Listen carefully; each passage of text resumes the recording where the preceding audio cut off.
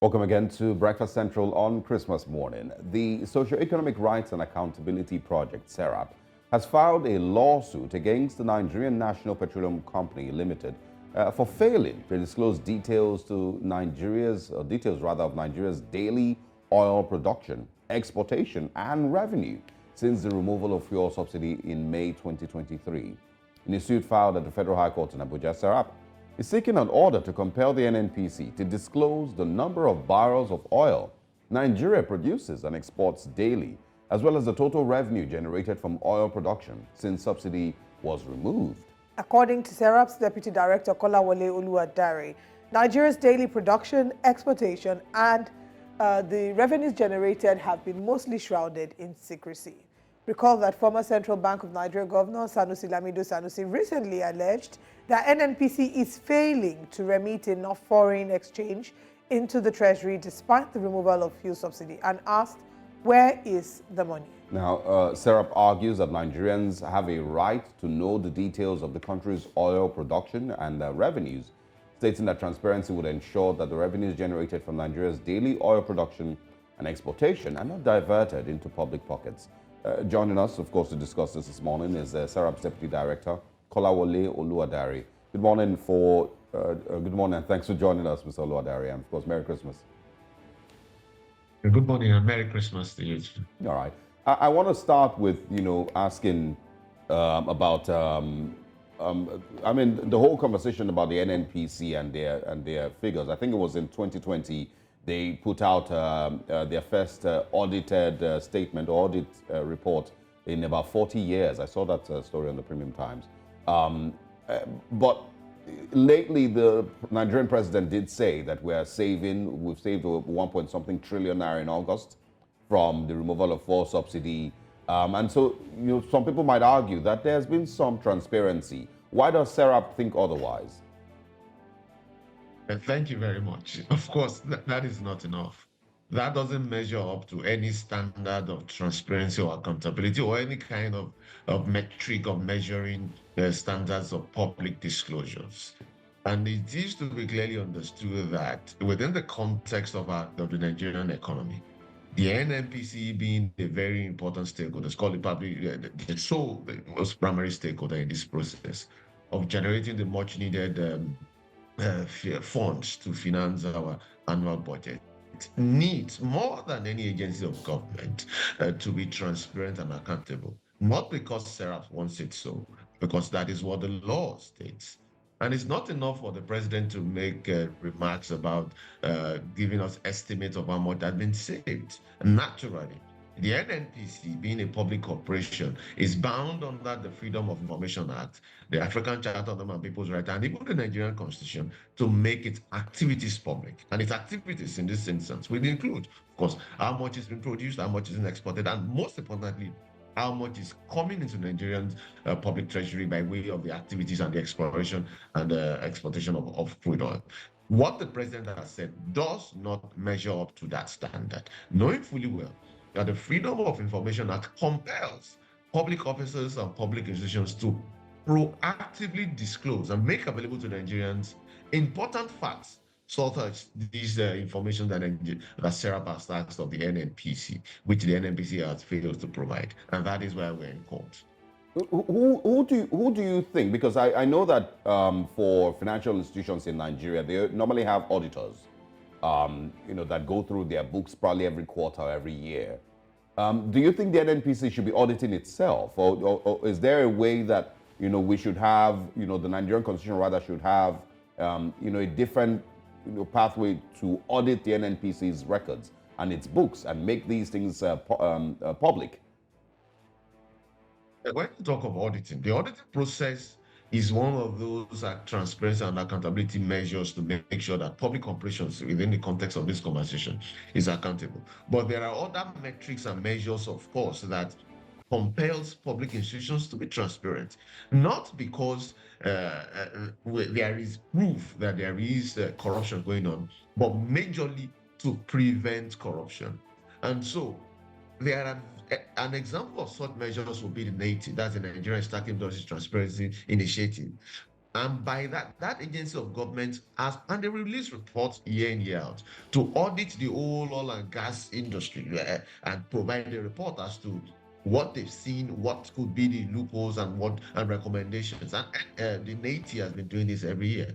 But the financial audit of NNPC is a totally different matter, which again brings to for the issues of transparency and accountability. That audit process will talk about how funds allocated to NNPC have been spent and how they've been expended. That is totally different from the audit of how the NNPC had fared as a gatekeeper, call it a gatekeeper in this instance, or trading on behalf of Nigeria as to our oil revenues. Those two are totally different matters. And on those two sides, NNPC has not fared well at all. So again, it is not the absence of mechanisms. It is not the failure of those mechanisms. It is just impunity that made sure that public officers and public institutions, and in this instance, the president is the minister of petroleum as far as for all practical purposes is concerned.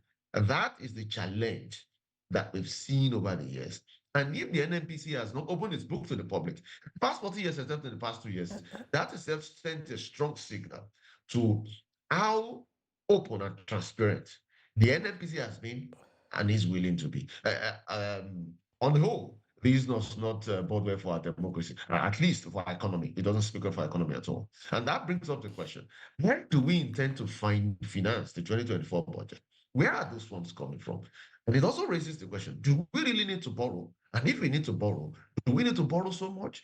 If Nigerians don't have access to this information about how much we make and how much we could make, can we say that as a nation, that the sacrifices that Nigerians are making daily, that they are worth it? All right. Looking at the NNPC and its transparency, Osarogie had asked who will review, who would audit the NNCC's records. Let's talk about having the president as the tentative Minister of State for Minister of Petroleum Resources. What's your take on the president and his involvement? How much involvement do you, or culpability, I think that's a better word. How much culpability do you think the president has when it comes to conversations about NNPC? Or do you even think that the president should be mentioned in these conversations? Yes, the box substance is stable. If it's for everything that concerns Nigeria, the box ultimately substance is stable. He has sweeping and wide powers under the constitution to take action, to appoint ministers, to do pretty much everything that concerns Nigeria. That is why it's called the president and the commander in chief. But more particularly, he is the substantive minister of petroleum. So there is no way we can talk about the NNPC, whether the failures of the outcomes, the positive outcomes of the NNPC, without mentioning the president. So which is why in these conversations, the name of the president must necessarily come up, whether as the president of Nigeria or as the de facto minister of petroleum. So if the NNPC is not transparent, it would mean that the president has failed to do what he should do to ensure that the NNPC is transparent in view of Nigerians and how that is important to the economy, more particularly because he holds the reins in NNPC as far as a matter of fact. So his name would come up. And that is why this lawsuit is against the NNPC. But much more importantly, conversations like this is meant to draw the attention of Nigerians to these issues, so to understand what is at stake. And the Nigerians can take this up and compel those in public offices, in this case, the NNPC and the president, to do the right thing, which is just very simple. Make the NNPC books open. Let Nigerians know what is going on with our public revenue. It's not enough to tell Nigerians this is the budget of 2024. This is how we hope to finance this. Nigerians also need to know how much has come in the past, and now we need to ensure that these funds do not end up in private pockets. How is it that, this conversation that we're having about not knowing how much is coming into the Federation account, how much, is being sold, this conversation is not a new one. We've had Lamido Sanusi ask these questions for years now. In fact, he alleges that that's one of the reasons he was kicked out of the central bank. But these are conversations and questions that have been asked for years. What will be done differently this time? What can be done differently this time to ensure that we actually now get answers to these questions? Hopefully, we believe that the court will do right by the Nigerian people in this instance. SERAP is a legal advocacy organization. That is why we submit issues like this to the courts. But it's also pathetic, quite sad as well, that these would end up as public interest litigation. This is what NNPC should have done proactively by the provisions of the law, the FOI Act, the Constitution, and even the other laws that Nigeria has ratified and signed on to. But these has ended up as another public interest litigation. And we know that the court will do right because really the facts are clear. These facts are not available. The law is also clear. The law compels the NNPC to do what to disclose these facts. And so we see no reason why the court will not side with the Nigerian people in this instance. And we are very hopeful. The only snag might be the delay that this legal process might take. But ultimately, I believe that the law will prevail and Nigerian people would have access to this fact. But we've seen this also happen in the past that in the course of these lawsuits, conversations like this and putting a headlight on matters like this also compels public institutions to do what they should do. So perhaps in the next week or so, or before the expression of the lifetime of these suits, those facts will be made available. Well, there's also a reason, that, I mean, these things should be common sense. These are processes that should, be normal. But there's a reason that it's not happening. There's a National Assembly who's also not even pushing for this, and they sit every day, and still do not realize that it's important that they ask these things, and they don't need to wait for SERAP to go to court. But you can share a little bit about what your thoughts are on the the role of the National Assembly in a situation like this. There's also aspects that it's not just the NNPC now. If we're thinking about funding a budget, there are other ways that Nigeria should be able to earn money. We still have different ministries that should earn funds for the federal government. And so, do you think that this should also be cut across every single NDA across the country? Should everyone's books be made public? Should we have a process through which everybody declares what they are earning every quarter or every year, not just the NNPC? Yes, of course. And that is why the various processes of the law mandates that. That is why, for instance, the Freedom of Information Act is very clear. It compels. It's not a matter of choice. The Freedom of Information Act compels every public institution to proactively disclose information about its activities and to, upon demand, which is in this instance, if it's made by any citizen at all, and to provide such information, which is why, for instance, if you go to the website of the Budget Office of the Federation, now as we speak, you will see details of the 2023 appropriation and the 2024 appropriation. And that doesn't have to be on demand. That is in furtherance of that law, the FY Act, that mandates proactive disclosure. Same thing with the Debt Management Office. You will see details of Nigeria's public debt on the website. That's public disclosure. So the law is very clear. And some ministries and departments of government, including some that I've mentioned, are fulfilling those conditions by proactive disclosures. The second aspect of the law is that there should be disclosure upon request by citizens. And the aim is very simple, to ensure that governance processes are transparent and accountable so that it can prevent corruption. And if corruption does happen, it makes sure that public institutions, public officers will be held culpable.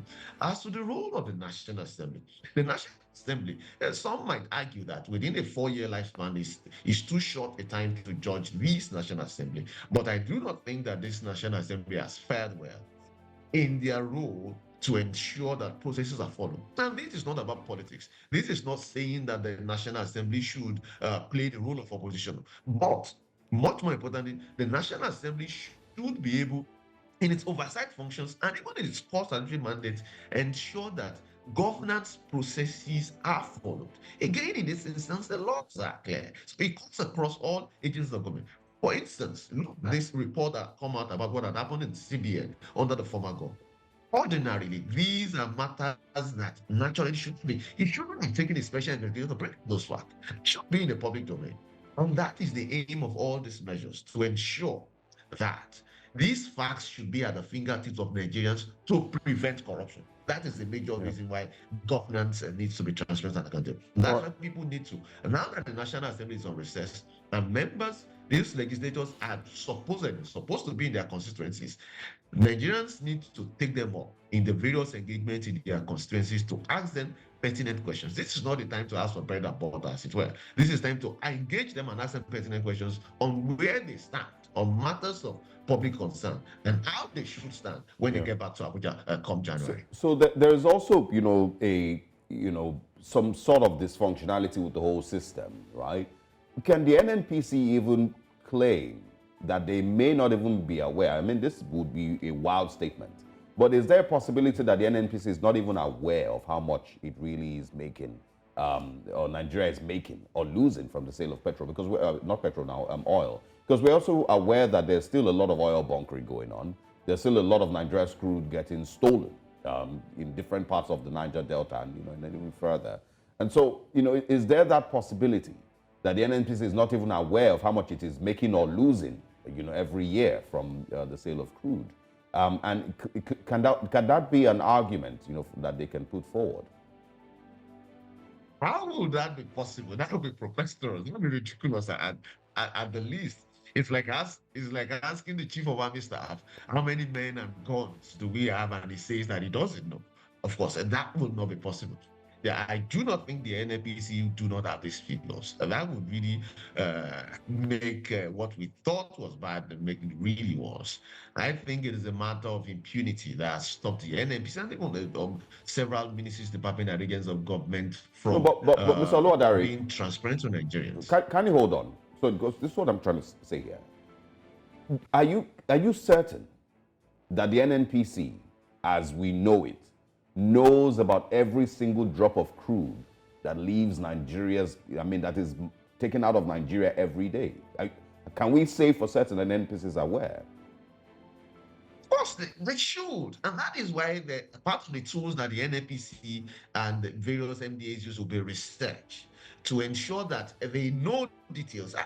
As a principal stakeholder, a gatekeeper in this instance, they should know how much we're exploring. And they should also, by way of research and collaborating with other agencies, also know what is being lost to either bunkering or other form of illegal activities. But in this instance, principally, the NNPC should know how much is legally being produced and how much is exported. And we are not even talking about the illegal bunkering again, but the true research that can be established. And that is why the NNPC is, and the NNPC is not alone. It has a variety of tools at its disposal. I have mentioned NATI, which is a Nigerian Exploration Oil Industry Exploration Transparency Initiative. That agency was created to assist the NNPC by way of research, up-to-date research, and NATI has been up to date. If you go to the NATI website, you will see various reports that NATI has produced over time, which is meant to be useful to various stakeholders, including ourselves and Nigerians and even the NNPC, to help the NNPC do its job. So I do not think that the NNPC do not have these figures. It is more of the political will to make these things public. Which again, it's not peculiar to the NNPC as it were. It is only much more important in view of our economy. It really happens to various agencies of government as it were. For instance, do we know the details that INEC spent on the 2023 elections? Do we have the breakdown of how much was spent on each and every item it spent? This might look very simple, but again, that underscores how transparent and accountable agencies of government are in doing their duties. All right, Mr. Oluwadare, thank you so much for joining us. We look forward to having updates from you when we get feedback regarding the case and then what the next steps are.